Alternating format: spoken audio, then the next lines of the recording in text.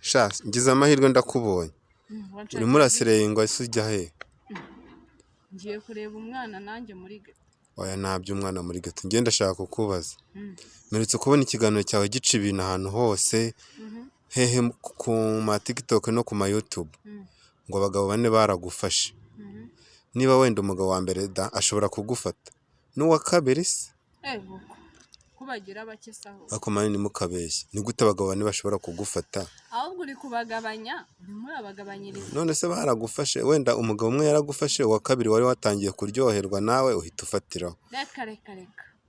Ariko se nk'ibintu nka biriya mubikora buriya ntabwo bamufite mani. Bw'iki se? Abagabo bane. Umugabo yaje akaguhereza ifungo, ni gute wowe utamuhereza? Nese kuki wavuze ngo abagabo bane baragufashe uvuga ko ahubwo nyine wicuruza mu gisimenti, ntabwo twari kubyumva. Ngo iki?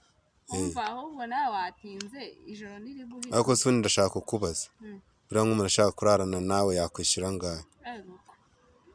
Ubundi icya mbere